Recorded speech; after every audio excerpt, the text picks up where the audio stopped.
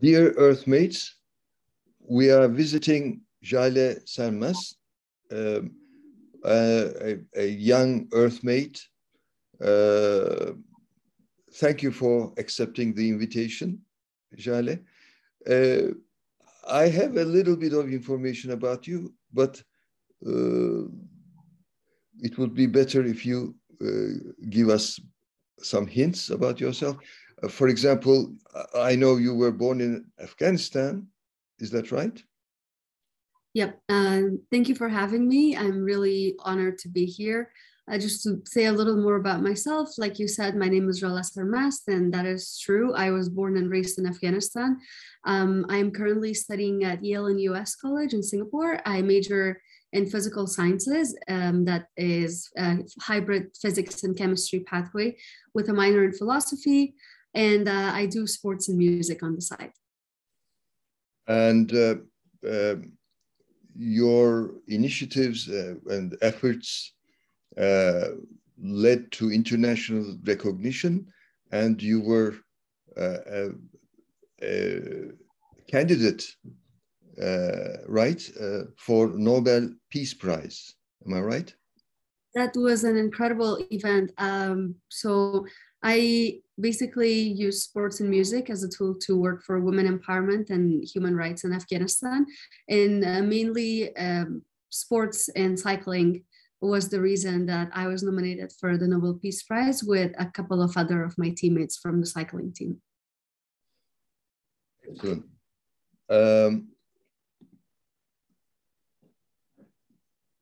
You live in, now currently you're in Pakistan, Islamabad. Yes, currently I am in Pakistan, Islamabad, but I am leaving the country in a few days to return back to Singapore to my studies. I was away for quite a while actually because I was sick, and then I got stuck in Afghanistan because of the change in the regime and the fall of the country. And so everything got a little more complicated than I was expecting and a little faster than I expected. So right now I'm here. I am very happy that I will be returning to my studies in a few days, inshallah. Yes, inshallah. God willing, as they say. I normally do not use that expression, but I wanted to echo you. Physics, chemistry, and philosophy. And very exciting. So you're interested in going into deep reality, learning more and more about existence and your part in it, I guess, and also an activist. What would you like to share with the other Earthmates about these topics, basically? You know, what excites you more? What excites you more? Well, like you said, knowing about the world and thinking deeply about things like existence and how the universe or the world works is what excites me a lot. And so that is the reason that I got into science and philosophy. At one point, I actually really hated philosophy, like a couple of years back. And I think the reason was that I was not taught well, specifically taught speaking about philosophy. I did take a couple of classes. I had a number of discussions, philosophical discussions, but all of them, I think, did not go as I expected. But when I personally learned about philosophy before that, you know, just even the word, it was so interesting that it meant the beauty of knowledge. And I'm passionate about knowledge. I want to learn more and know more. But when I started learning philosophy, like I said, maybe I was not taught very well, but I kind of started to hate it. And because it didn't make sense, it was very difficult. And now that I talk about philosophy, I actually remind myself of one of the quotes that I read. I don't know who said that. I have forgotten, but it was that thinking is difficult. And if there's one thing philosophy has taught me is that thinking actually is very difficult. In science, I also was not very interested in science in high school, but I had a couple of really wonderful people inspire me to pursue science as a career, that I am kind of going in that direction at the moment. And specifically about the vastness of the universe, the vastness of the world, and the cosmos, and where we're living and who we are and all of that. So there was a long journey of me learning all of that and being inspired, but I'm really grateful for all the people who played a really important role that kind of made me interested in science. And so, yeah, and then when I started my studies actually at Yale and US College, in my first semester, I had a really wonderful professor who was such a different person. I had never met a person like that in my entire life. I remember the first day he asked this question. He said that a lot of people, when we're talking about philosophy, asks, how do you prove stuff? So basically, he wanted to show us that you can never prove stuff. Everything is a matter of perspective. And he played a couple of thought experiments in the class. And I was like, oh, wow, I was never taught philosophy in that way. And when I look into the relation of philosophy and science, I mean, until like 16th or 17th century, science and philosophy was really kind of going hand in hand. And when we were talking about thinkers, we had thinkers who thought about science and philosophy and math and astronomy. But somewhere along the way, I think philosophy and science really parted ways, and they took different routes. And so I still see there's a very deep connection between science and philosophy, and I really enjoy studying both. So that's just a little bit about what I'm interested in. Wonderful. I consider myself a naturalist. Nature is full of excitement and surprises. The gender issues have always had different paths, etc. But thanks to feminist movement defending the rights of women, because as you know, some 600 years ago, some people discussed whether women were human or not, and 63 priests said yes, and 62 priests said no. And I mean, that was even that was a matter of discussion. Blacks were not considered human. And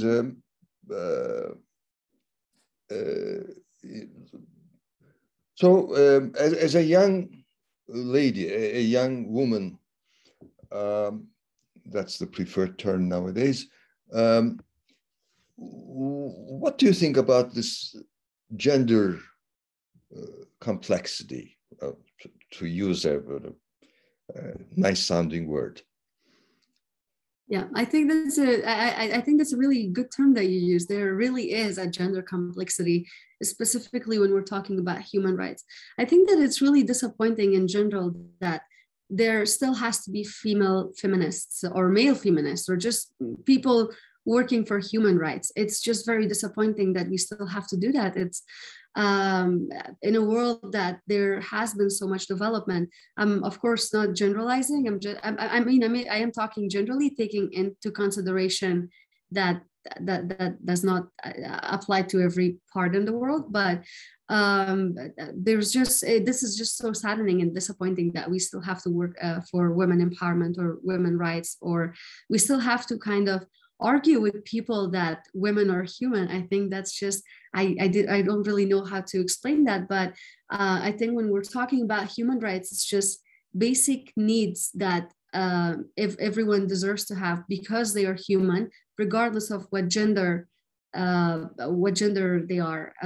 So I think that women have to be equal. I think there's also this misconception and misperception over the past couple of, I don't know, like decades, that when we're talking about feminism, it's just that, okay, so you have to work for women empowerment by tearing down men. I think that's also something that has been misinterpreted over time a lot. So that kind of brings out a lot of other issues as well. But overall, I think that women and men, they have to be treated equally. None of the people, no matter what gender they are, have to be treated like they are superior to the other ones because they come from different genders. And I think it's disappointing that we have to work for that, but we still have to do there. I mean, specifically looking at the things that I do, there is a big fight that there has to be more women in science. When I'm talking about philosophy, there has been philosophers that were women, and not a lot of people kind of really read about them or kind of treated what they had to say equally, just because they were women. And coming from Afghanistan, I think that I also had to like fight a lot if I wanted to do music or sports, or even if I wanted to study abroad, because there were a lot of people thinking that I was not supposed to do that because I'm a woman, which I think is a very illogical reason that someone shouldn't do something because they're a woman. I remember at some point, even in Afghanistan, there was this kind of big discussion going around that some women were called Naqisul Aql, that's in Arabic. So basically it meant that women are kind of brainless. And there has been just so many different things. I remember reading about one of the philosophers in one of my classes, and he said that in the past, women were like doing a lot of work, and they were taking care of the household and all of that, and they were working outside. So they had like big brains. But nowadays, because women are actually sitting at home and they are supposed to sit at home, their brains have shrunk. So now we're kind of considering them brainless. And I think there's just so many things going around. I don't know which issue to address first. But overall, to kind of summarize myself, I think it's extremely disappointing that we still have to deal with this issue in the world. And I think there's a long way to go. Yes, and you are a new member of our small international intercultural group, the Earth Civilization Network. And I'm very happy because of that. We are together. Thank you. And I think more networks, maybe we should use the Earth Civilization Network /S, plural, because there are billions of people and at least millions of such networks are necessary. So what we are doing, although there are similar experiences in the world, there are wonderful organizations, movements, individuals, books, synergies. Ours has also a pioneering aspect, and together we can improve our little network that can be learned from for other networks. And so globally, there can be a network of networks, like a round table of round tables.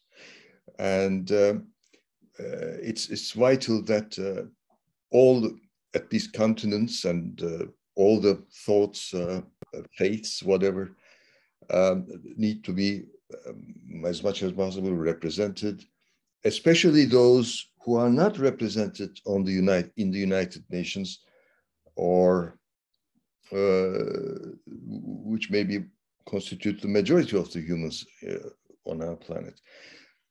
So this is also for our Earthmates who will be viewing this conversation.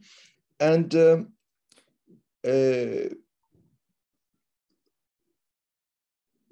how about Singapore? Why Singapore?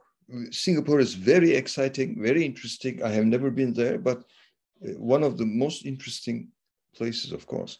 And how about your cultural shocks in your development, by the way? You know, changes, problem points, conflicts.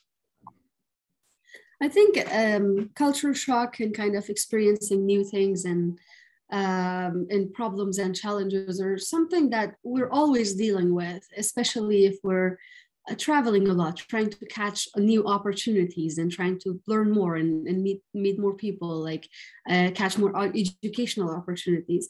So it's been something that I've had to deal with along the way, of course. I'll talk about why Singapore first, and then I'll go to the second point. Well, basically, like all the other high school students, when I was graduating from school, I applied to a number of universities. And one of the universities that I got in was Yale and US College.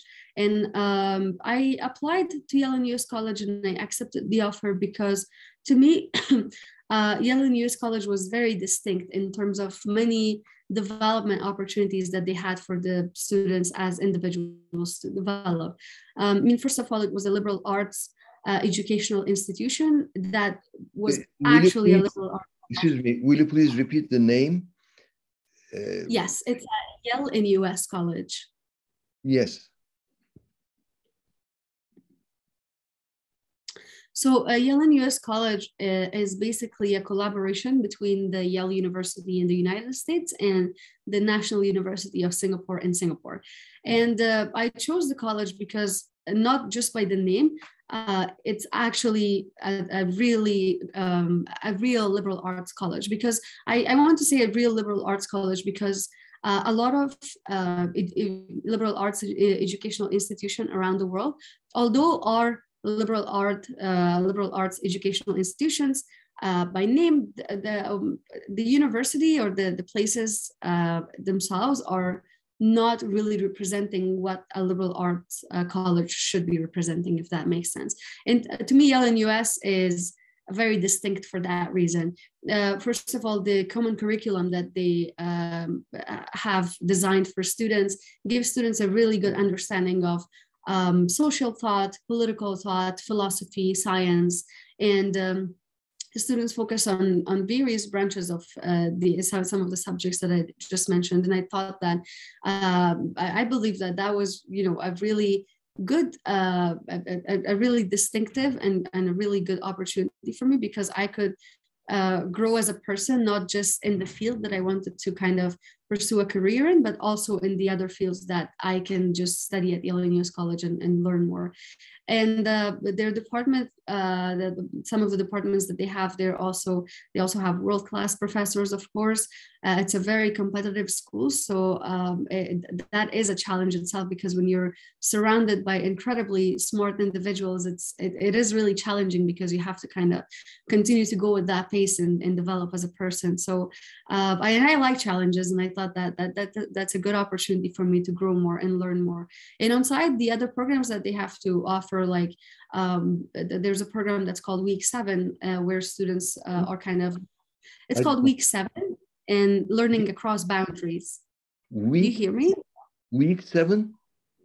Yeah, it's Week 7 and also like / learning across boundaries. So basically it's for— I don't understand the word week. Sorry. You mean WEAK?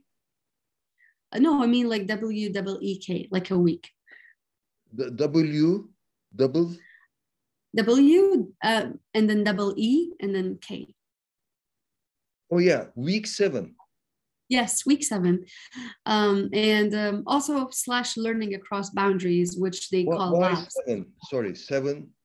Like, yeah, so basically first year students, I mean, the curriculum of the college is designed in like 14 / 15 weeks per semester. And for the first year students, in their Week 7, they normally don't have classes. They're divided into different groups, and they as the name suggests, they are learning about different topics.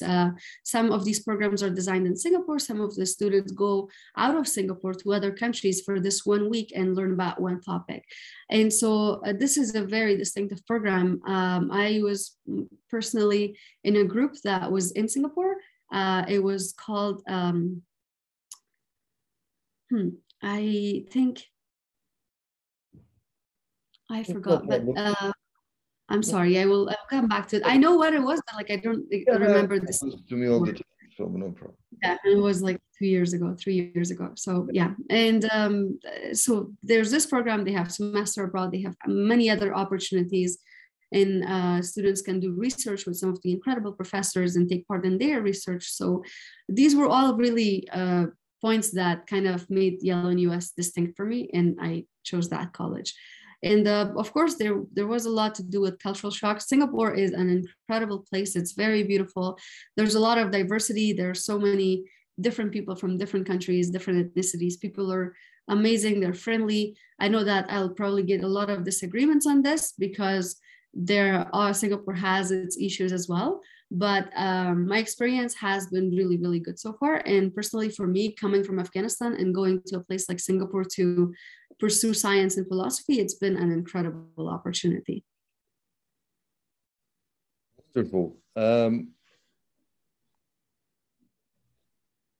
What would you like to do in the future, let's say? I mean, this wonderful path you're walking along and co-constructing in a way. What are some of your aspirations, intentions?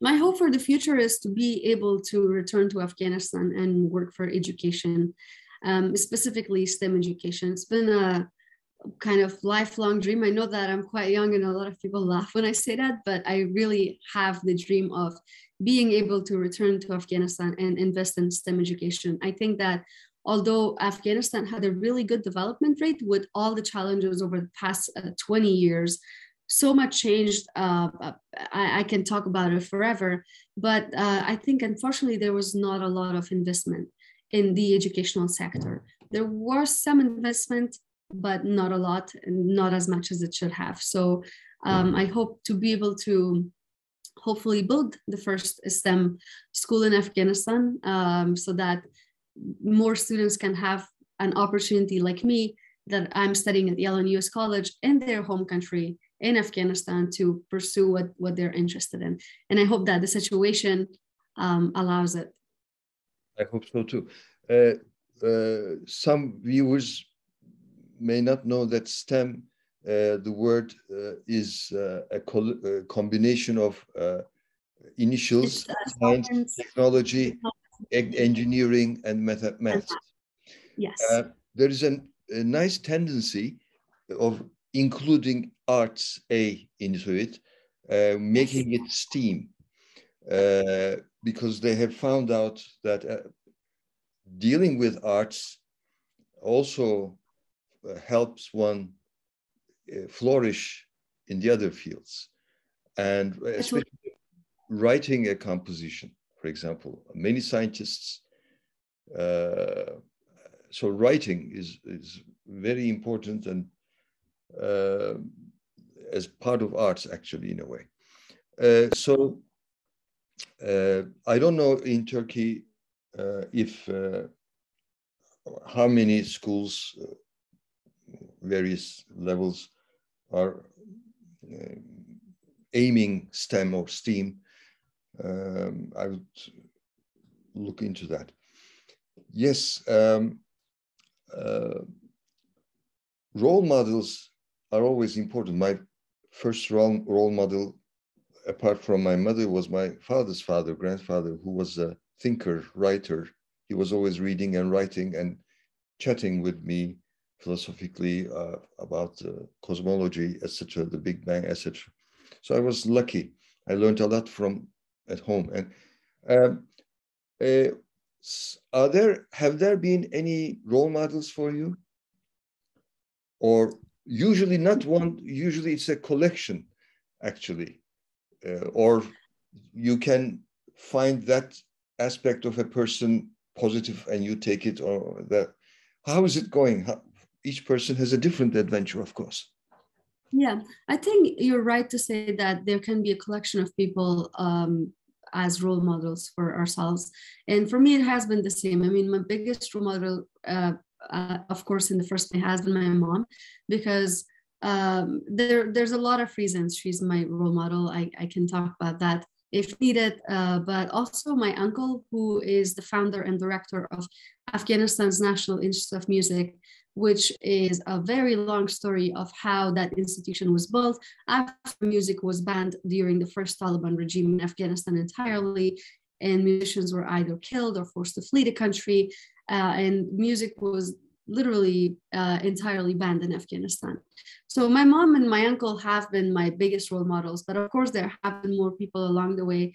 My professor that I previously spoke about in the first semester of college has been a really big role model for me.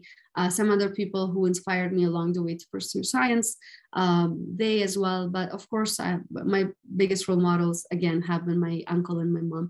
I also want to touch a little bit upon your previous point about kind of including arts into STEM and making it STEAM. I think it's something that I've thought about a lot. And I think it's really important actually to include arts when we're talking about STEAM education, call it. And I think some places in the world, some small institutions are already doing it. But like you said, I think it's very, very important. We've had incredible musicians that were scientists or the other way around. And the same with philosophy and all. So I think that kind of, having a STEAM educational institution and taking into account some of the other benefits of how liberal arts places kind of design an educational program for students is very helpful. So I think that's something important that I missed in the previous point that I was talking about. I recall this anecdote about Einstein when he said, "I don't know if I'm a great mathematician or not, but I'm certainly, and I can bet on my ability as a violinist." There was one time where he said that if I didn't pursue science, I would have definitely pursued music as my main career. And I think he was a violinist on the side, and he was playing guitar a little bit. So I think that's really incredible. If you have you been through the Frankfurt airport? Yes? I have not. I really do want to, but I have not been yet. When you go there, on a bench, you will see a nice sculpture of Einstein sitting. I have a photo there with him side by side. So find that place, please. Incredible. Okay. Absolutely. I've seen a lot of pictures from the Frankfurt airport with the Einstein's sculpture. I really do hope that I'll be able to visit someday and take a picture as well. Yeah. There's a nice statue, which is the best word, I don't know, in Philadelphia with Benjamin Franklin reading a newspaper. And also there is a wonderful chance in Ukraine, Kiev, where Bulgakov is sitting. And my wife, Füsun, and I, we took him in between us, and that was fun. Such statues are important, actually. And yes. Well, what would you like to suggest to people all around the world? A few suggestions, personally, I'm afraid of making suggestions myself. I mean, it may, because to me, it's a big word. To my daughter, now she's in her, early 40s.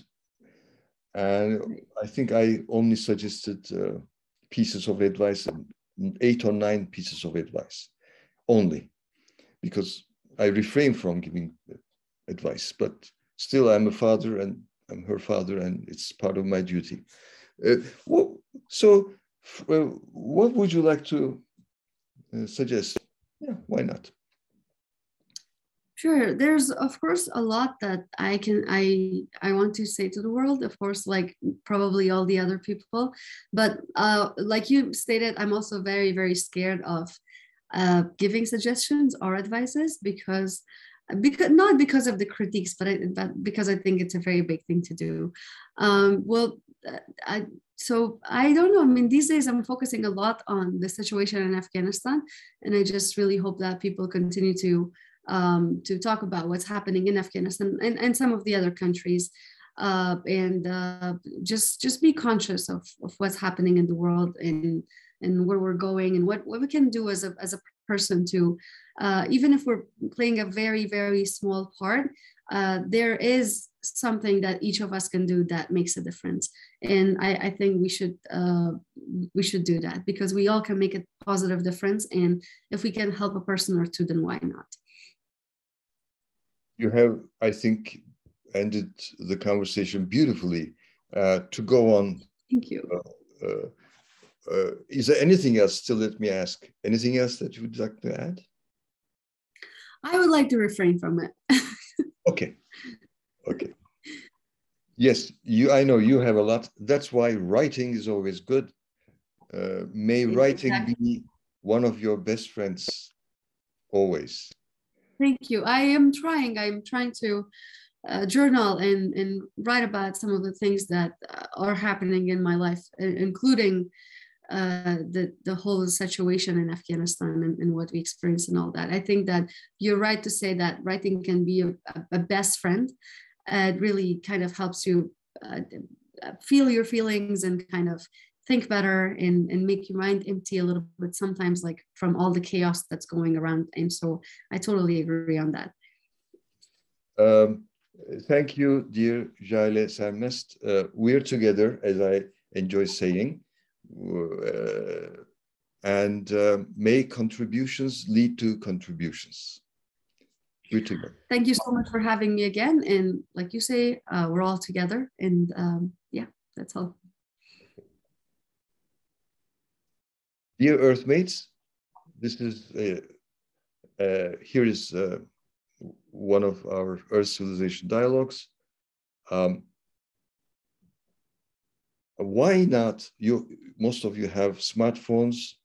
Why not interview people briefly, especially the people you care for, the family members, their memories, memoir, etc. Because we have more opportunities than all the previous generations. So yes, each of us, as you said, dear Zhala, each of us can make a difference, and it is our right and duty to do it.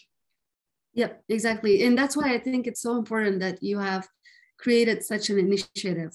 It's just so wonderful. And like you said, there has to be so many more. And I'm like, it's so disappointing that there are not. Well, there are, and let's move on. Great. For sure. Thank you so much for having me again. We're together. Take care.